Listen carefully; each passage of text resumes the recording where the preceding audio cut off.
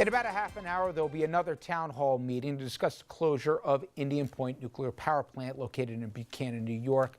The doors would shutter in 2021. Now, FIOS 1's Kayla Mamalak, she was there last night. She's also in Cortlandt Manor again this evening.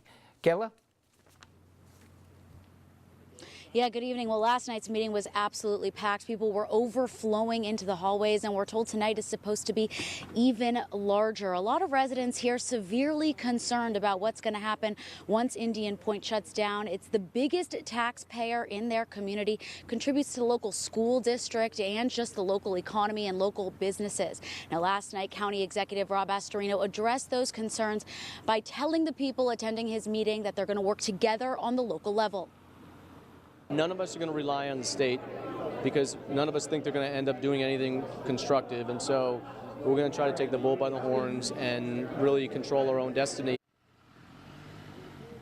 Now, there were some at the meeting last night that are in favor of the Indian Point Power Plant shutting down, arguing that it is environmentally hazardous. Others told me that they're more concerned about their property values come the shutdown in 2021.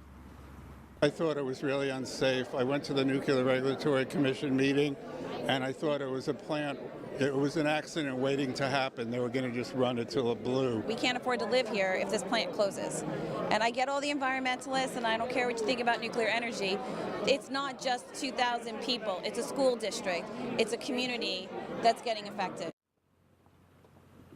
And tonight, similar questions and concerns will be addressed right here to the Cortlandt Town Supervisor. Linda Puglisi and other elected officials will be stopping by as well.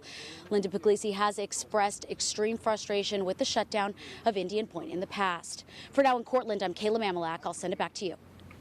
Thank you very much, Kayla. Now, Indian Point, for those not familiar, impacts a huge chunk of our area. 20 million people, they live within 50 miles of the plant, and by every estimation, I guess if you can disagree with this, but really there's no viable evacuation plan. So safety has always been a concern. Plus, it's a major economic engine. 1,000 people, they work there, and the plant paid $30 million to Westchester County last year.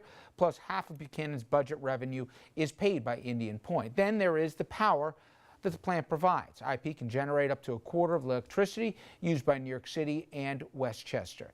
So the big question is, what, if anything, will replace that, and what will it cost? Governor Cuomo says the hit to taxpayers will be negligible, and there are several options for the power. Also includes getting more from Champlain Hydroelectric Plant that's near the Canadian border, more wind, more solar, or more natural gas piped in from places like Pennsylvania.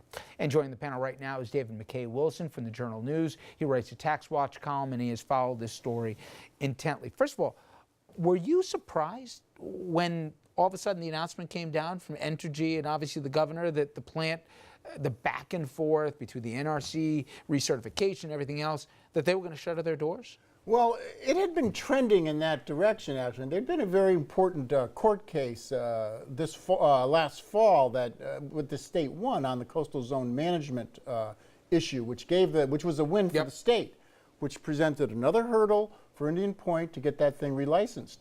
And the state had all its resources to fight Indian Point, the governor, the attorney general, and it was going to be to oversimplify for TV time, basically they cut off the water to the plant or made it difficult to access the water. But was it that, or was it about dollars and cents? Because certainly we saw the upstate plant that some would say hypocritically the governor leaned on them to keep that plant open.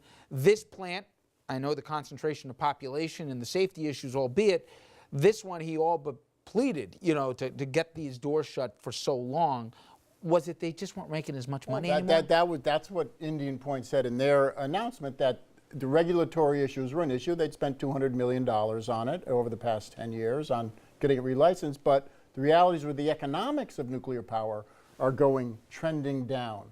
With the natural gas coming in and the rise of renewables, that they're just not making the money that they needed to make. And clearly, there's a political component to this. Rob Astorino, who you know very well and have worked with, he sees this as an abdication of responsibility on the part of the governor. What about the people left behind? There is an economic consequence.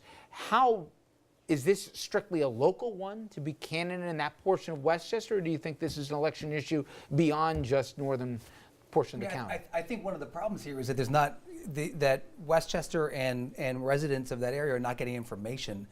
The state is talking to Entergy and everyone else is shut out of the conversation largely, and I think people need as much information as possible.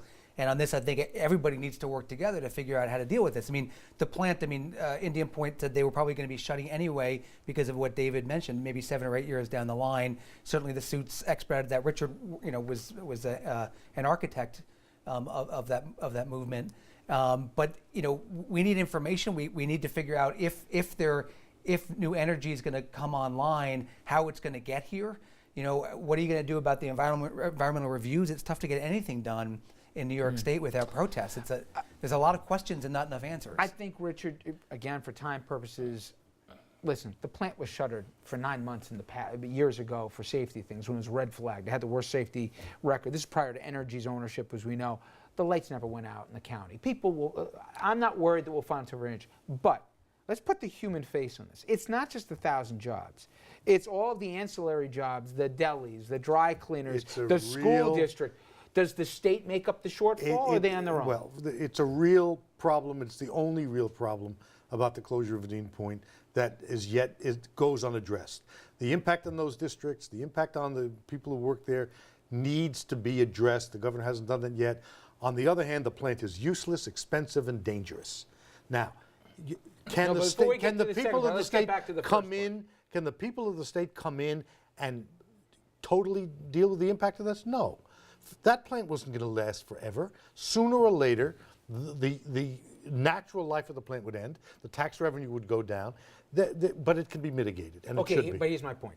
This alternative that's been thrown out, that, hey, we can find another energy form that can basically furbish this plant and use it in another capacity.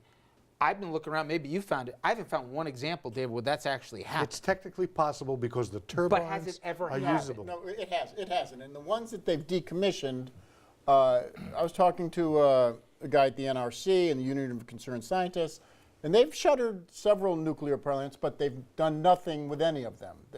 You can redevelop them and bring stuff in if you'd like, but it has not been done anywhere. I'd like you to find a tenant that wants to move into a former nuclear power plant. It has not happened anywhere in the U.S. to this point. Is there concern over precedent that if there is a bailout package for the residents, assuming that there's not an employer and that there's not a transition in 2021 to somebody else, that basically if you, in effect, make them whole, whether it be the shortfalls in tax revenues and also packages for employees, that there is a precedent of some kind here going forward? Well, it's interesting the way Cuomo has structured it now. He's basically doing a bailout of the upstate area to keep the plants going so that those communities don't suffer what the communities down here are now going to be suffering. So he didn't want those ones to close up there because of the impact it would have on that region. Now we have the impact in Westchester. Same owner. We have they want to close. Yeah. They tried to close. Right. He says, no, it's good for them. We don't want to have the economic impact up there. Right. Now we're having the economic impact here, and people are still waiting to see what the governor is going to do in Westchester, where he lives. So, I get it. I hate people who straddle both sides, but I've done this for years on this plant. I've always thought, my God, planes on 9/11 flew over this. Imagine if they hit the containment dome. We saw what happened in Fukushima. There's no practical evacuation. It's too dangerous. The fact of a bad local impact is not a reason to keep it open. Richard, who's going to be there for these families when the media is not paying attention and it's Christmas time and mommy and daddy lost their job and it's time to get the kids gifts for Christmas? Who's going to be there for these families? I still haven't gotten the answer. Who's going to feed these families? I understand the health impact. I understand what you're saying, Mr. Brodsky, but come on, we have to be real at some point. What's going to happen to that community and all of these families? Would I keep it open? Yeah. Honestly, no doubt about it. Well, I would, to answer your question, if you're wrong, and the plan. But what if I'm right? Well, if you're wrong. But what if I'm right? If you're right, then there's suffering for a limited amount of people that we can count. If you're wrong, 35 million people are affected. Okay. You want to bet? Well, it's somewhat of a moot debate anyway, because it seemed that the writing was on the wall, that they were going to leave. This may be accelerated. But again, I also think, and sorry to put this crassly, politically, 2021 is when the doors close. He's running for re-election next year. And if he's going to run for president, he's going to run for president before then. For Andrew Cuomo, maybe not in this community, but he can go around saying that he shuttered the controversial nuclear power plant on the Ledger, right? This is a win for him politically, for sure. Sets him up as this great environmentalist, beating the nuclear industry. He kept the promise. That's what he was going to do. He worked on it, and the regulatory hurdles. He did. This is a big win for him. About this plant or Cuomo or the politics or the human impacts without at least declaring yourself on the safety issue. If the plant is too difficult too dangerous to continue to operate, as I think it is, then all of these things count for nothing. All right. On a bigger picture thing, and I mentioned the two big things, certainly Fukushima, and we saw Chernobyl before that, but I remember when nuclear energy, clean, safe alternative, we get away from all the carbon emissions. Fair enough. I'm not trying to relitigate, but on a national level, I mean, this was the NRC's basically, you go to King of Prussia, this was their line in the sand. They would never let Indian Point close because then what happens to other plants? Is this the beginning of the end? Are we going to see a lot more decommissioned plants because the margins aren't there as they used to be? And also, if they can close it in New York, why can't we close it here? Well, Entergy, they're owned privately. Entergy is saying, and they have a whole line of ones that they've closed. The one in Wiscasset, Maine. The one in Connecticut. Pilgrim, the one in Yankee Row. Yep. The one in Vermont. They've closed them all. Entergy has seen that in the Northeast, this is not a winning environment to do it. Now, it still has its plants in the South, which are under a different regulatory scheme there, which can ensure their profits. Real quickly, Shelley, do you think this has any, and I know I've got to hit a break here, but fracking, does this have any consequence on that going forward as an alternative? I think fracking is done. I think this is done, but I do think there's room to find some solutions for the locality, and it is the unanswered question. There's no reason we can't find an answer to it, though. Why are we going to throw up our hands? We have a safety issue, and we have a people issue, and can't we find a common ground to fix it? Okay.